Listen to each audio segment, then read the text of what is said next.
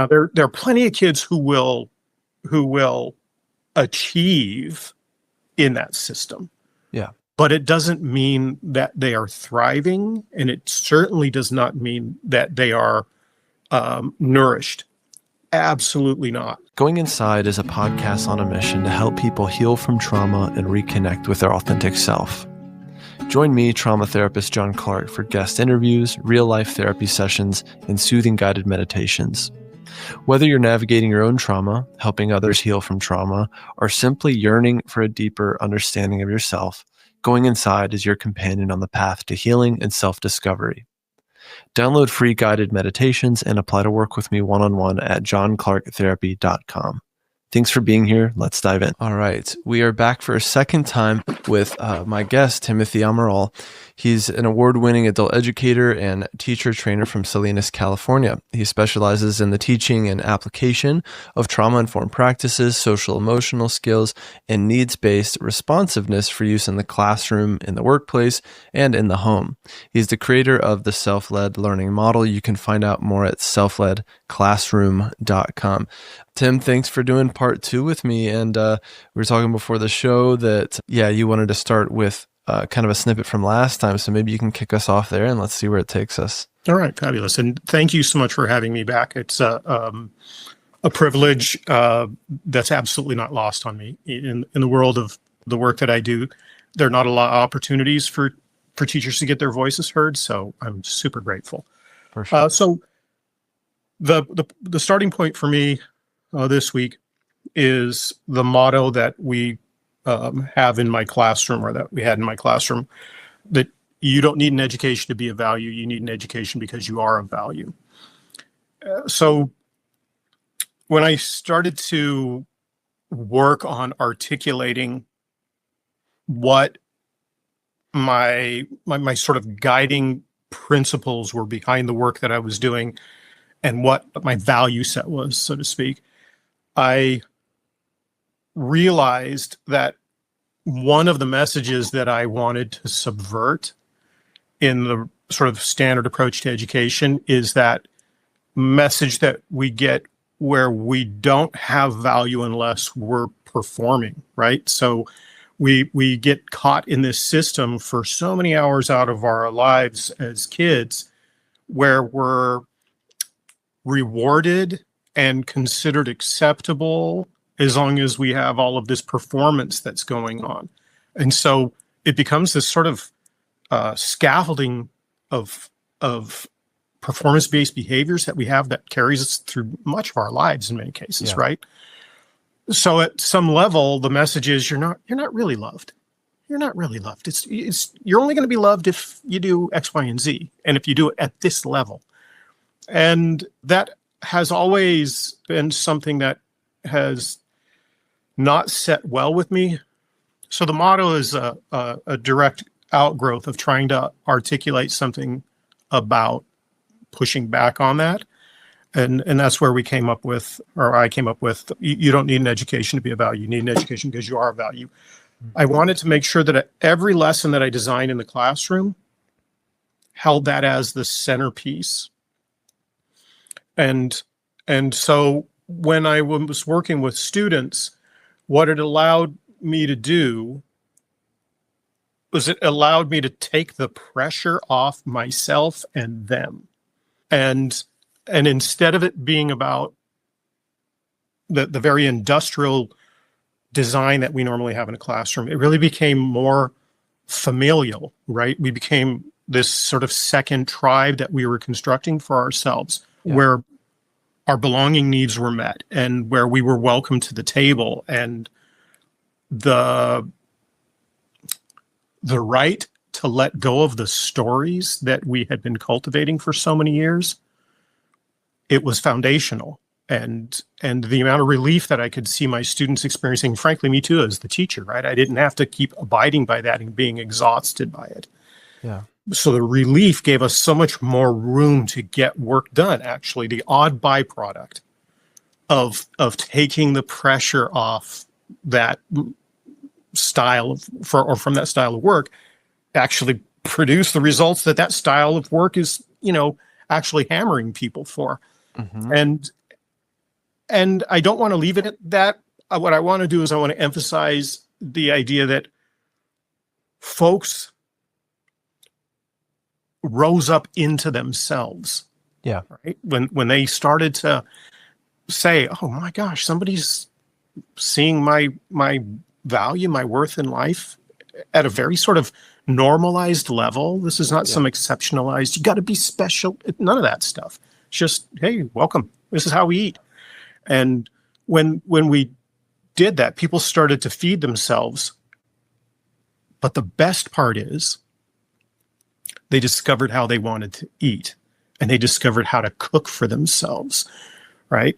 So instead of being distracted on this path chasing life where it's all about performance and then you'll finally get a little reward at the end, it really actually cultivated this sort of autonomy and agency, and it was anchored in self-worth. So people really started to cue into, gosh, what does my system need?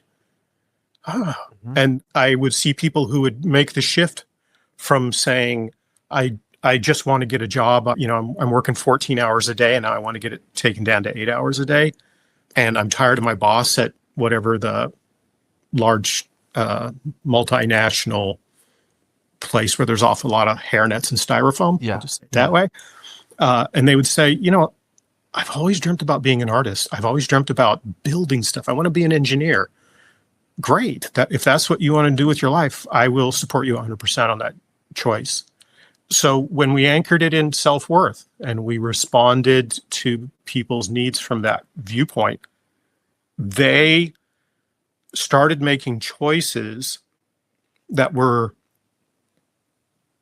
validating for them, and not just validating, but vivifying. Like, it gave them life energy because they were chasing stuff that was about them. And our next great hurdle was how to get folks to be able to graduate. And I don't mean that from the practical sense. I mean, it was from the viewpoint of getting them to actually leave and launch, because they would be so unused to being loved in a classroom that the thought of moving on to the next stage in life would make them a little scared. And I would have to reassure them, no, you have all the skills inside of you to be able to handle it. And the door is always open to come back. And, check in with me and get support if you need to. The community is going to be here. So take that community in your heart when you go, and you'll be fine. And sometimes that was one of the biggest nudges that we'd have to give. As therapists, we hold space for so many, but who's holding space for us? If you're craving deeper healing and more powerful tools for your clients, I want to invite you to my free webinar on internal family systems therapy. IFS changed my life and the way I practice. It helped me move through burnout, reconnect with my authentic self, and show up more fully for my clients and for myself. In this webinar, I'm going to walk you through what IFS is and why it works, a simple tool that you can use right away, and how to bring this work into your practice, even if you're just beginning. This is for therapists ready to go deeper. Join us now with the link in the description. How did we get here in the first place? And just how insidious this culture around performance is. In my case, working mostly with adults. And again, most of my career has been out here in the Bay Area, and at least in private practice, working with adults who came here to Silicon Valley to be someone and to be shiny and a unicorn and prove my specialness, right? The best way I can prove my specialness is to not only create a startup, but be the 1 in 100 that sells the startup and is on Forbes or whatever. And I'm so fascinated by that, right? And where that drive comes from, and how I talk with my clients about, I'm agnostic as to their goals and what they want. If they're like, I'm in therapy because I want to make $100 million, and be this unicorn. I'm just curious about where that's coming from and how much of that is coming from your woundedness, right? And those parts that hold those fears of being not good enough, not enough, right? So,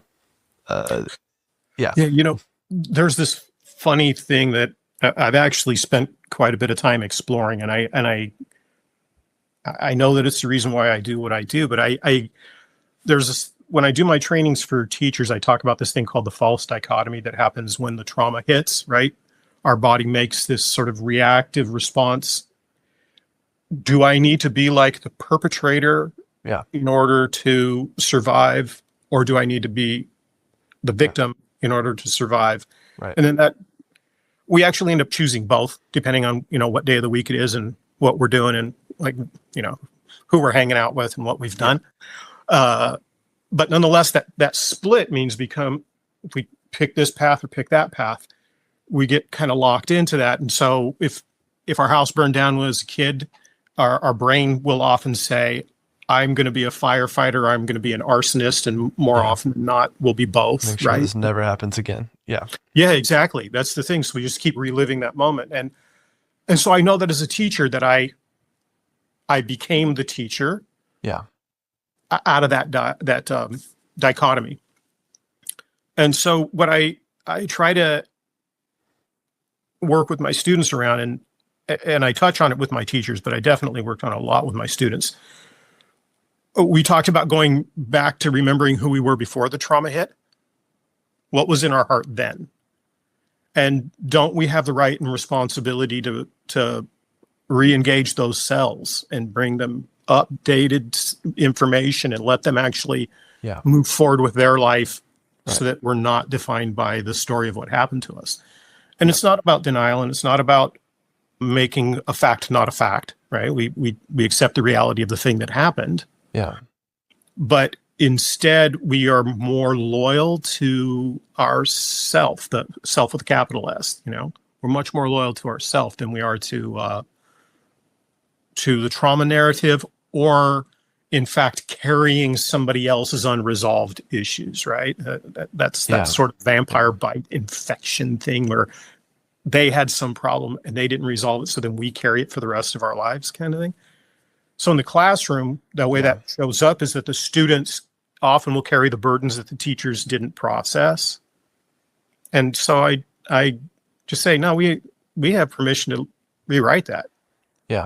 We don't have to be tied to it anymore. Yeah. We actually can go right back to the place who we were before the trauma. And that leads to all sorts of interesting conversations. But one of the things that it gives us, I think, is the realization that, this is actually possible. Really? We can really let this go? Like, I have the right? So then we often will still stay in the same career path, right?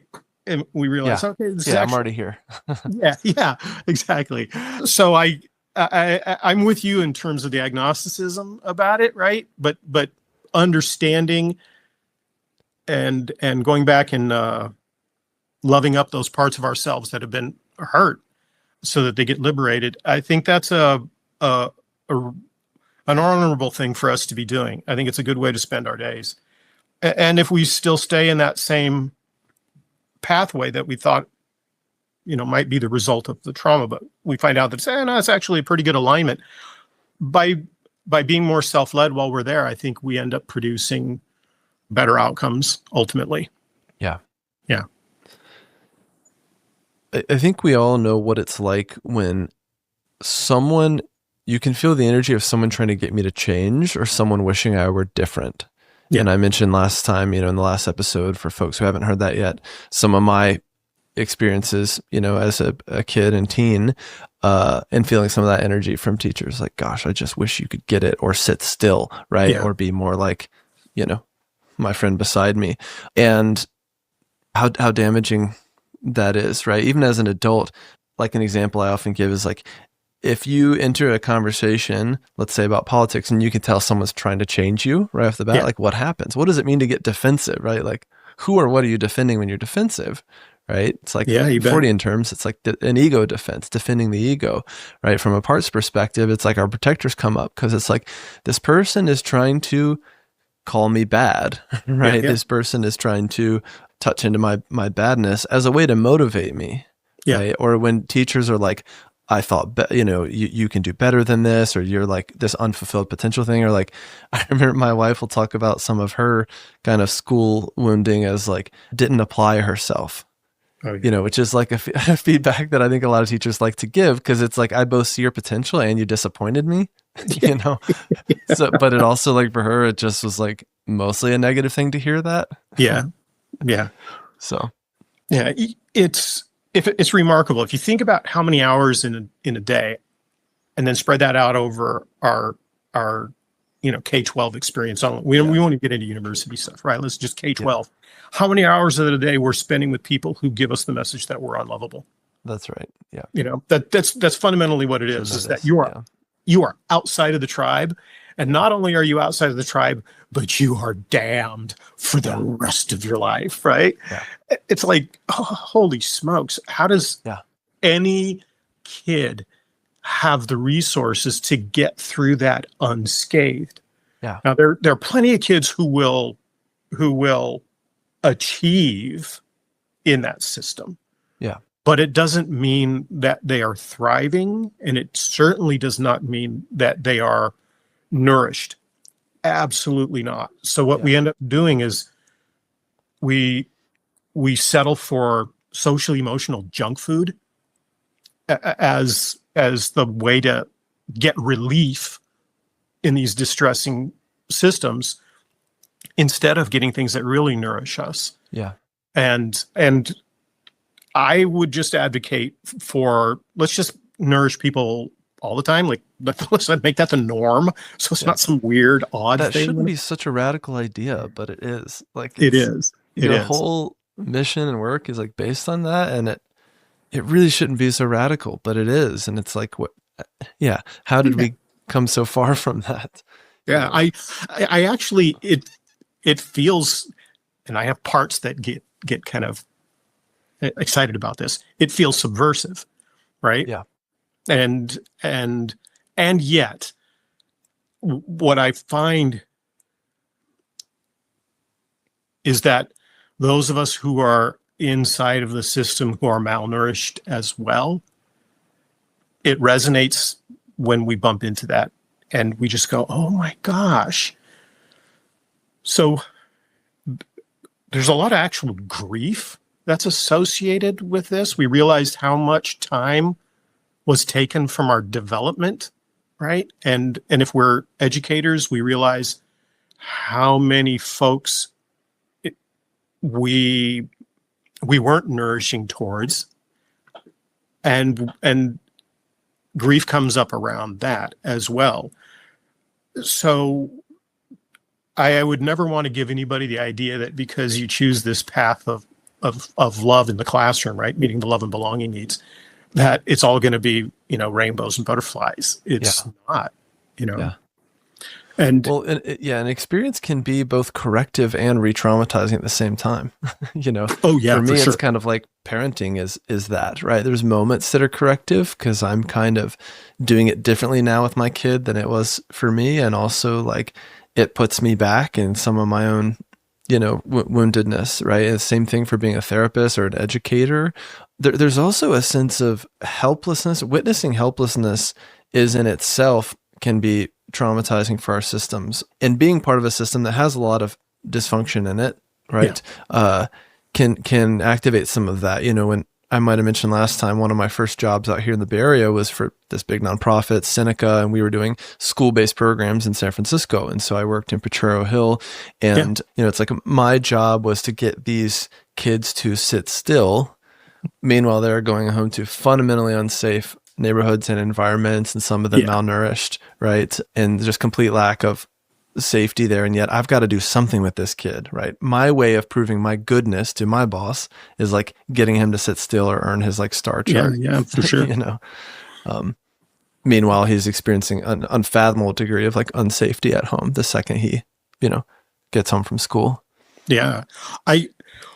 One of the things that makes me crazy that the system is so far off kilter is that we have students who are dealing with extremely unsafe circumstances in their non-school hours, and then we bring them to school and it's only moderately less unsafe. Yeah. Right. So what I try to tell my teachers is I say, I want to pop your balloon around the concept of safety.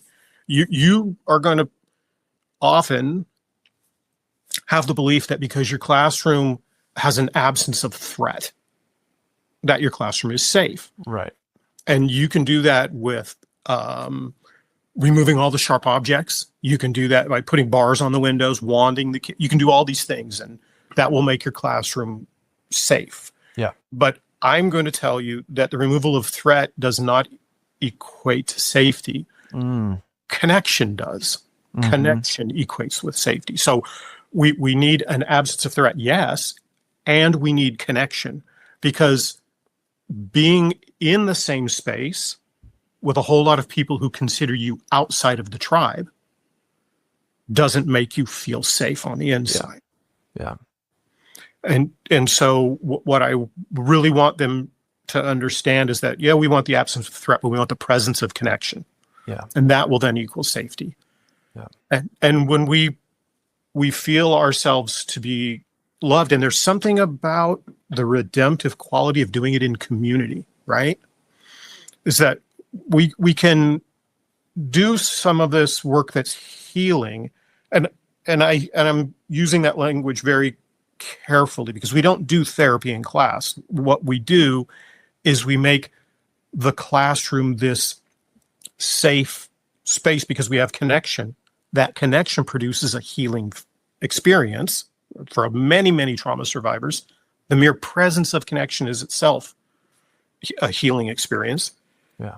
And we're not doing it with this one-on-one dynamic, which is fine. It has its place in the world, but there's something about being seen by the eyes of the collective, and everybody puts their arms around you. Right. And that's in spite of having some pretty heinous histories with my folks. You know, I have had many students upon graduation, they would come back, and these are folks who've had some life experiences, and upon graduation, they will not just shed a tear, they will have a convulsive cry in class around, as they would say, you guys are my family, and I feel like I'm walking away from my family. And so again, at that point, the family rises up, and we just love them up and let them know we're here with you, and you can take us with you. And then the door's always open to come back. So we don't feel this attachment wound as intensely, right? We don't want to like push that any harder than it's already pushed. But that whole sense of what it takes for people who were normally so guarded and so locked down, both metaphorically and literally in some cases, to be so vulnerable that they can cry like that, like the kind of, we call it the vomit cry. They do the vomit cry in class, and they'd still get loved up, and it would still be great. And everybody would meet them in that space and say, "Oh, we're gonna miss you too. This is gonna be your chair forever." And that sense of healing in the community it's invaluable. It really opens up a whole lot of other things where we're not dependent on one person. We're not dependent on this one little single space. The multiplicity is really, it's a gift. It's something I'm going to miss a great deal, actually. Mm-hmm. Yeah. Tim, we've talked a lot about your experience as a teacher and with teachers in the work that you do. I'm so curious, whatever you're comfortable sharing, what about your own experience as a student? How did that shape all of this? Yeah. So, I was a kid who could do the performative stuff, right? I figured out how to get the grades. Being in the classroom was extremely painful for me. I had a body that really, really struggled to be in a desk.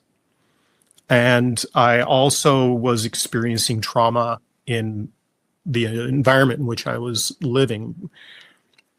And so I was the kid who could get A's but didn't. The kid who I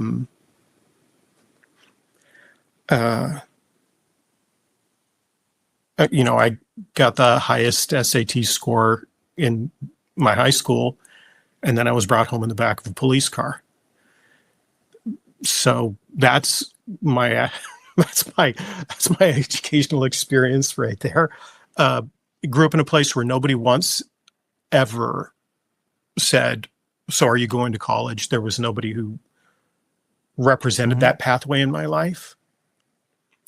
So I know that as I've done work around all of this, that's the energy that guided me into the work that I do today. Yeah. Yeah, but I would say it felt like incarceration. Yeah. Yeah. I would have taken a wild guess that, yeah, part of your background has to inspire this stuff. It's like how therapists end up therapists, right? Yeah, you bet. Kind of wounded healer, whatever. Yeah. It's that dichotomy, right? Yeah. Well, and something I love about working with kids and teenagers is, on one hand, although it can be tremendously difficult, and there's a reason why not every therapist works with teens. Oh yeah, right? For sure. They really can smell BS like no one else. And so as you're talking about this piece of your background and kind of your realness, teens, they kind of demand that you bring your realness. Yeah. Because if you don't, right, and you BS them and you just do the whole like teacher thing, like almost overly guarded, it's like they really don't trust you now. They really don't respect you. And really going back to that connection piece, it's like they need to connect with something real because they're also in this phase developmentally of trying to connect with what's real inside of them and who am I, right? Yeah, who can I kind of anchor into, right? Like, is Tim going to be real with me? And I've just found that over time and all the teens I've seen both in the schools and in private practice, that realness really, really has to be there. And one way that I level with them when I'm starting with a teen in therapy is, there's all these adults out there that are trying to get you to do something. Yeah. Right. And that's part of why you're here. And so I don't want to be just another one of those adults, basically, that has an agenda for your life. Yeah. And at the same time, there's some things that have landed you here, right? Whether it's like doing drugs or stealing or not, like you're not holding up your end of the bargain, right? And that's why you're here.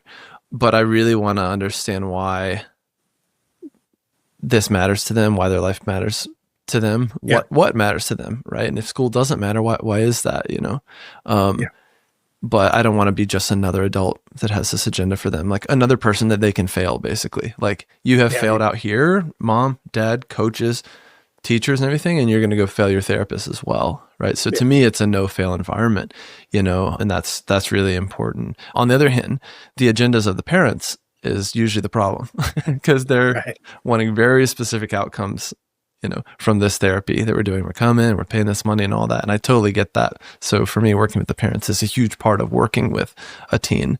And so much of it is just fear, right? Yeah. And when I work with the parents, I really try to level with them of you're here and you're worried about your kid because you're a good parent, right? Right. To me, like the biggest fear that most parents have is like being a bad parent or being perceived as a bad parent, right? So if I can kind of just honor that piece and see like there's parts of you working so hard to make sure your kid is okay, right? And succeeds in life. In other words, is connected and has their needs met and can survive on their own. Of course you want that because you're a good parent. And a lot of times by seeing the goodness in them, we start to have a working relationship here. And I'm not against you, right? Yeah, I if I may reflect on a phrase that you use that really catches my ear, and that is you see the goodness in them, right? And that whole idea of having anybody see the goodness in us, it's a lightning bolt, it's a lightning bolt, and the mere act of doing that with folks and between folks, that whole exchange of we operate in that world where that's the currency of the day, where we see each other's goodness as the primary source of this energy that we're going to move through life. Yeah. It gives us that sense of value, and human beings are smart. They're going to take care of the thing that is valued. Yeah. It's like one of our fundamental survival drives, right? Is we're going to take care of the stuff that's valued because the thing that's valued is good for whatever. And the ironic part, or the contrary part of that, is when we get sent the message that we have no value, that who we are is not good enough. Number one, we at some level, as we take that in and identify with it, there's going to come a day where we're going to make that come due. That's destiny right there. As soon as I say I have no value, there's a day where all of the work that I put in through my life is going to be kind of pressing down. It's going to be inverted, and it's going to land on that point. Mm-hmm. And one day it always snaps. Whether it snaps through the body, given up in terms of health, or some behavior that we get ourselves into that goes south, or the company that we keep, or whatever it may be. But that debt comes due. On the other side of that, if we see our goodness and we see our worth, then the rest of our values make sense, right? The rest of our beliefs about life make sense, because we're actually going to say, oh, I'm going to take care of this. This is going to be the thing that I take care of. Then the people who are around us look and go, oh, well, that's kind of what it looks like. And people who love us, i.e. our kids, right? They'll want to model, right? We're modeling. They'll want to do what we model for them. Yeah. So if the teachers start to do that, if the teachers start to see their own goodness, right? If they start to see their own worth as they bring that into the classroom, and that's the central thing that they're bringing in, that they have value too, then the students in class go, oh, you're not conning me. You're not tricking me into liking you. You're not trying to be the cool teacher who's going to, hang out and party with us on the weekend. You're instead just authentic. You're being real. I can be real too. And so they rise into that. Now, a lot of times we don't know where we're going when we get to real. We just get there. Yeah. But through experience, and that's why it's so important in the classroom to have this diversity of experience, 1,000 things that students can bump into, because we never know which one is going to be the thing that aligns with the self. Yeah. Yeah. So if I may go just a little bit farther with this idea, there was something that used to drive me crazy when I was a little kid, and I didn't learn how to express why it made me crazy as a little kid. I just know that it did. Like, I thought, there's something offensive underneath this, but I'm going to answer your question because you're big, right? And the question was, what do you want to be when you grow up? Oh, yeah. Yeah. Yeah. And that question's asked like 1 million times a day in the United States. What do you want to be when you grow up? Yeah. And I couldn't speak to it, but it always rubbed me the wrong way when I was a kid. Even as an adolescent, people are going to say, what do you want to be when you get it? It's like, wait, no, something wrong there. And what it landed on, what it took me well into adulthood to be able to articulate, is the error is that if I'm going to be something, then I'll finally get loved. But what I want to shift the language towards was, you're wonderful and I love you. And what do you want to do with your life? What do you want to do? Because what you are is good.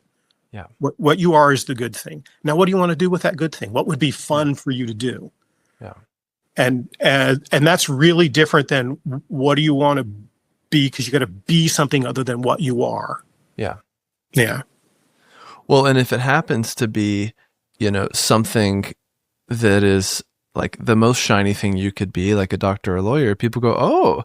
And if it's something else, people are like, oh, interesting, Yeah, right, exactly.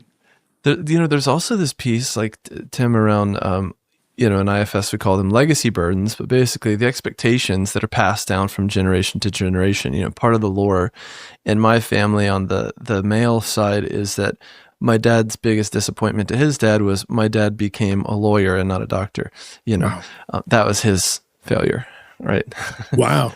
I have some of my own burdens around overworking that have been passed down. For whatever reason, my parents did a pretty good job of not, passing down that pressure to me to be a doctor or lawyer. It's like, I'm a therapist. I don't know what that's, worth. To me, it's worth a lot, but it's also like, wasn't as shiny back then as the kids who wanted to be, a doctor, a lawyer, whatever, or both. Yeah, I get it. So yeah, I mean, kids as young as my daughter, like she just turned 5, they get that question all the time. And really, I think what's underneath it is also like, what lights you up? What are you interested in? What are the interests you have that we could nurture and develop? And I also think like when we zoom out and go, what is the intent of things like a liberal arts education? Well, it's to expose you to many different areas of life and study and academics that could be interesting to you. And you could find that thing that you go, oh, not only do I have a tremendous interest in this, but I have skill and natural, like God-given abilities behind it, which was the case for me with psychology. That was the first thing that clicked in my K through 12 experience. It happened to be in 11th grade. It only took that long for me to have that opportunity to sit down and go, for some reason, all these Psych 101 concepts, they make sense to me. I'm very interested in them. And my teacher could see it. Like I'll remember her forever because she saw my abilities in that. And she would keep me after class in a good way, which was never my experience as a kid, right? Yeah. Like I mentioned on the last time, usually it's a bad thing. Like, can I see you after class? Sure. And it was just to talk to me about psychology and talk to me about like my fascination with people and feelings and all of this. And so I started to feel special to her, right? Because she was seeing like this stuff really lit me up. And nothing else really did in that way. And to your point, and with your whole kind of philosophy here, like I had this connection with her, I had kind of earned it maybe, but also I think she did see that I really liked what we were talking about here, where some kids were just zoning out, right? And that's fine. But yeah. Yeah, it's funny how fragile that moment is. Yeah. Right. It's a really fragile moment. If she responds to you with that love and belonging dynamic, yeah, it just keeps the doors open for you and you find your way through. And if she misses that moment, then quite often for young people, they will then sour on the subject itself. Yeah. And they'll say, oh, I don't want to do that anymore.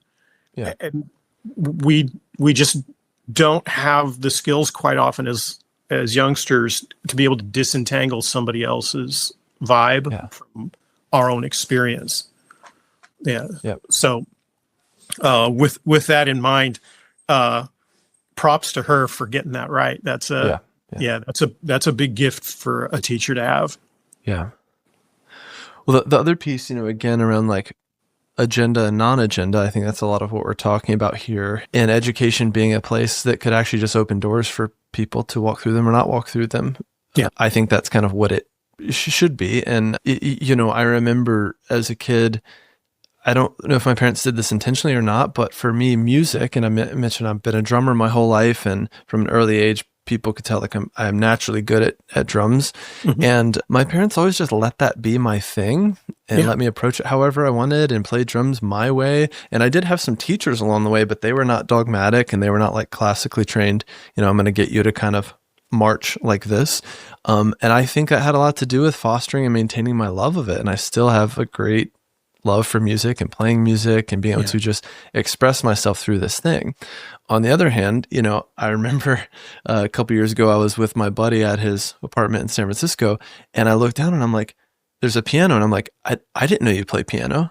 And he had this whole reaction to it of like, well, I used to, and I'm trying to like get back into it, you know? And I'm like, well, tell me about it. And long story short, he has tremendous burdens around being trained classically and being forced into learning it and it being this certain way and it being a performance thing. And he was one of the top performing, kids or whatever in his town on the piano and classical piano. And I'm like, wow, all of this really ruined your relationship with what could be a beautiful thing.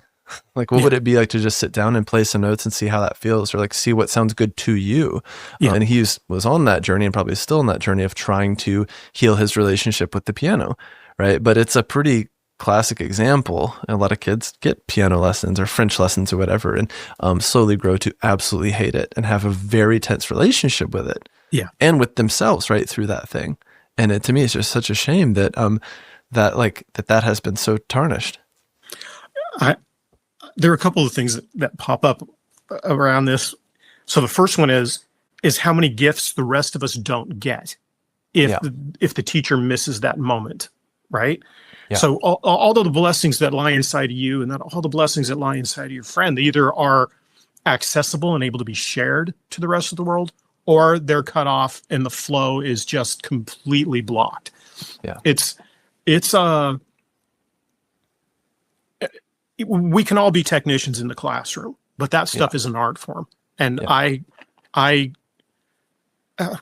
call it the martial arts ethic of always wanting to get better. You want to be the artist portion of the martial part, right? It's just the martial part's a dime a dozen. Everybody can do that, but the artist part of martial artists is another story. And I want my teachers to be educational artists.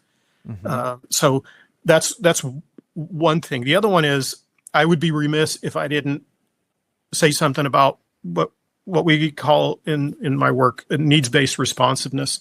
And it comes out of the work of David Rico, a therapist who's actually in San Francisco. And Dave is a fabulous man, well-published author. And one of the things that he put out in the world is this cluster of ideas on the love and belonging level of Maslow's pyramid. I'm saying that. I don't know if he'd say that, but I'm going to say that. And it's the 5 A's: attention, affection, appreciation, acceptance, and allowing.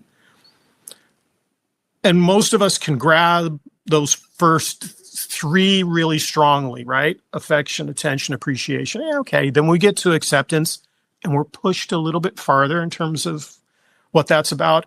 And then the allowing is the one that a whole lot of folks struggle with. But what I'm hearing in the stories that you're telling is that there's somebody who's doing a really good job of allowing you to be you. And they're making space for it. And it's just normal, right? John likes drums. That's normal. And let's not get in there and like try to control the thing to death and strip the joy from him and force him into this level of what it's just, I'm going to allow him to move through the process and find what, sets his world on fire. And that ability to allow for change and stasis, that sort of interplay between change and stasis. Yeah. That's a big thing because as teachers, we get very compulsive, frankly, about wanting to push somebody on to the next level. Yeah. And it's like, no, that's the antithesis of allowing, right? Yeah. We want to take the foot off the gas pedal a little bit and let people be where they are so they can integrate and digest what the experience is. And then they can move forward when their body says they're ready. Right. When their body says they're ready, then we can go forward. And a whole lot of that is about building trust in their internal system as well as in the space around them. Yeah. And then what we see is that people move forward in bursts and then they'll slow down, and they'll move forward in bursts and then they'll slow down. And by allowing them their own natural rhythm, oh my God, you got to see what people can become. And then the gifts that they give to the rest of the world out of that dynamic is incredible. Yeah. So I'm hearing in your stories people who are getting really good at the allowing portion of the 5 A's. Yeah. Yeah. Yeah.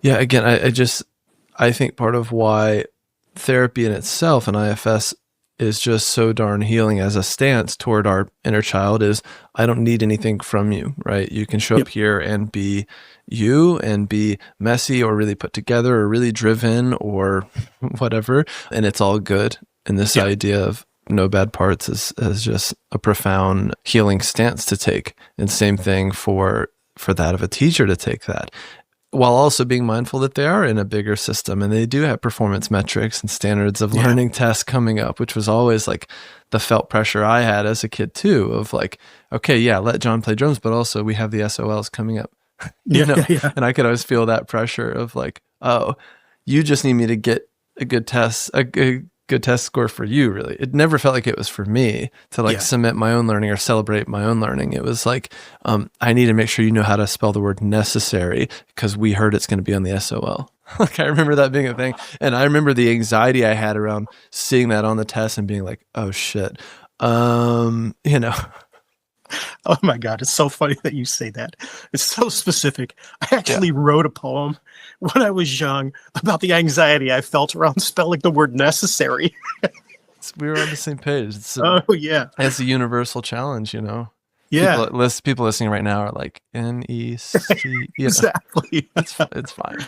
we, Ask Siri. we can have our own community. Oh Yeah. gosh. Yeah. So that thing uh, about being inside the system, and I was fortunate enough after a lot of years to be able to sort of carve out my own space where my bosses just said, we have no idea what you're doing in there. Yeah. It looks like mayhem when we walk by the window, but it's coming out like love and graduation. So hallelujah. We'll let you do it. Yeah. We kind of don't want to know. So I got very fortunate in that regard. A whole lot of other teachers are not necessarily as fortunate as I was. And all of us are in these systems. All of us are in these systems, unless you're working as a home tutor or teacher. Yeah.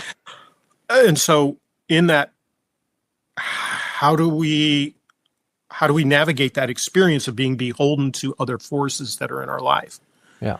And whose agenda may not really align with ours, certainly in any way that we can see, and in some cases, not at all.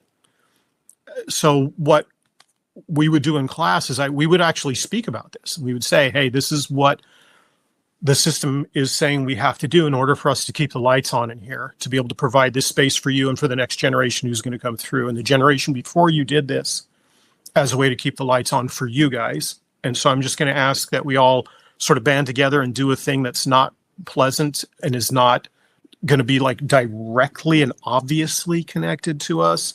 And we'll do our best at it. And we'll also know that our bread and butter's over here. So this is just the thing we got to do for the day, and let's push on through, and we'll do okay.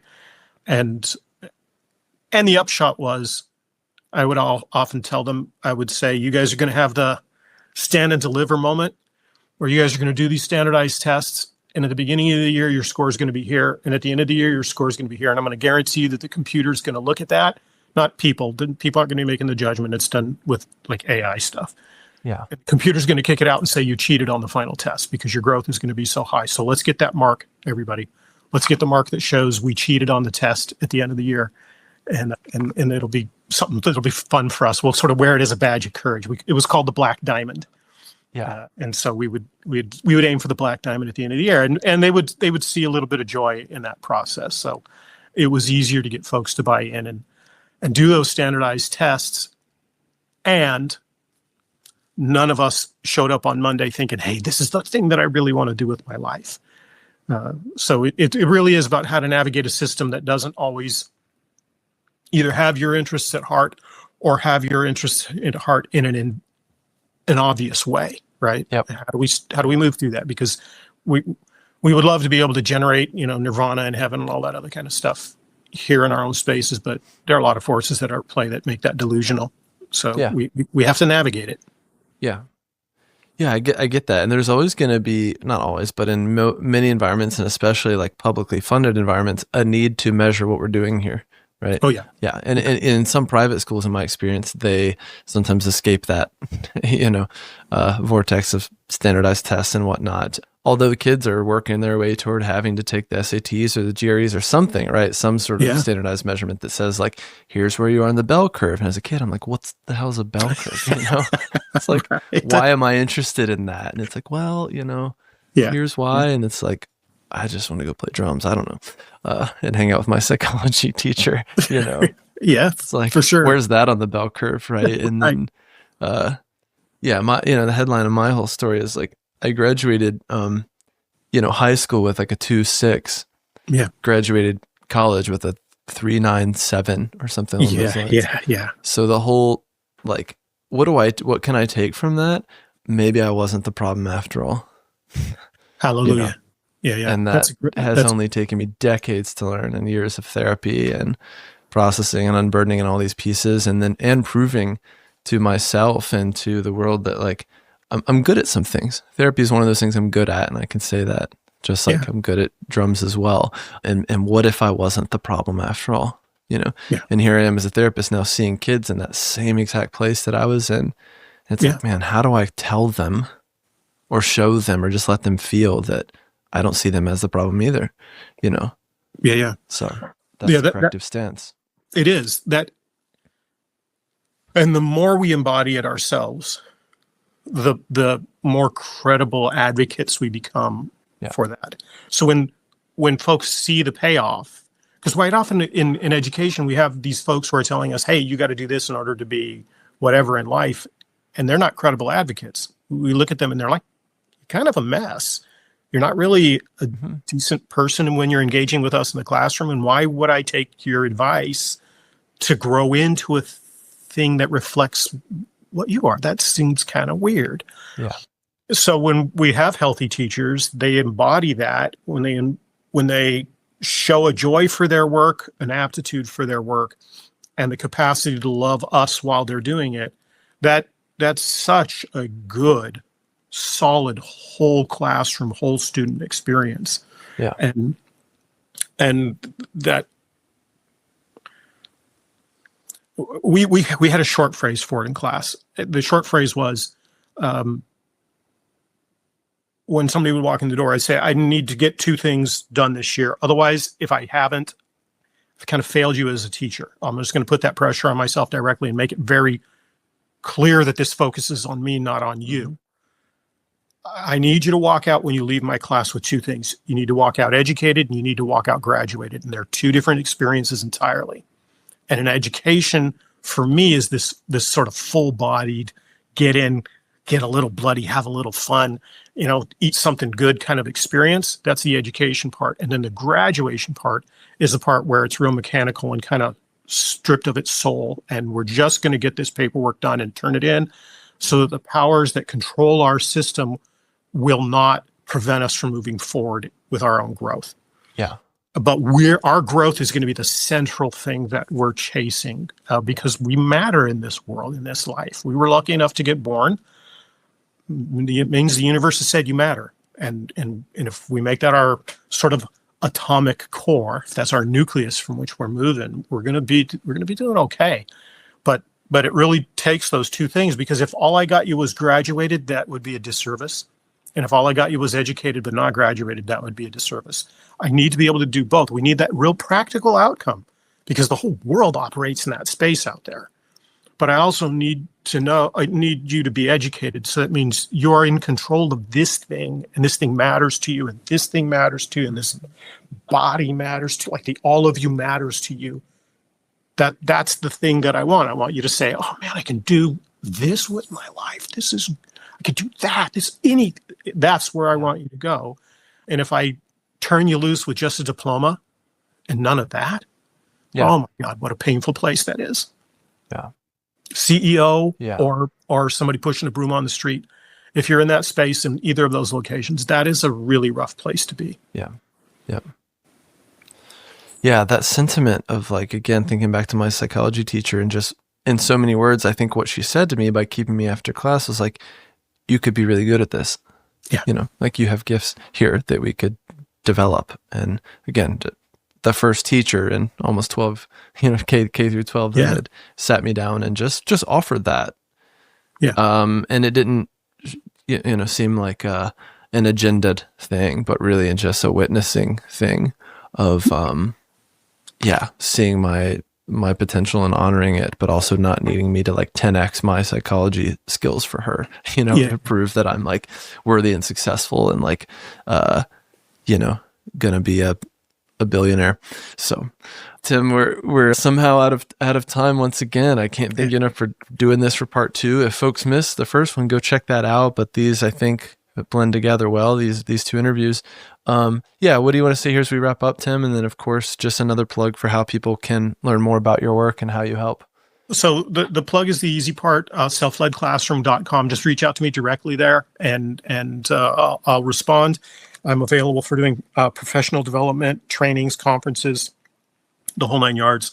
I will say, to wrap it up, is that little fragile moment that you and I have been talking about here, when we get it right, it's this single moment, almost always with a single person, but the benefits downstream of that, thousands of people's lives get affected by the goodness that can come through us. And so I think your work here is a celebration of that. Teacher getting it right all those years ago. You're living proof of when people get it right. So that's well said. Yeah, it has many, many ripples, often which we can't see right now or in the moment, or for that teacher to see. in the moment. But we also know what it's like when a kid or who's now an adult comes back to the teacher and goes, hey, that thing you said or that moment after class, like it meant everything to me. I mean, what a gift for the teacher to hear that. So I should probably call her. Tim, thanks again for doing this. Thank you, John. I look forward to the next one. Me too. Take care. All right. Thanks for listening to another episode of Going Inside. If you enjoyed this episode, please like and subscribe wherever you're listening or watching, and share your favorite episode with a friend. You can follow me on Instagram, YouTube, and TikTok at John Clarke Therapy, and apply to work with me one-on-one at johnclarketherapy.com. See you next time.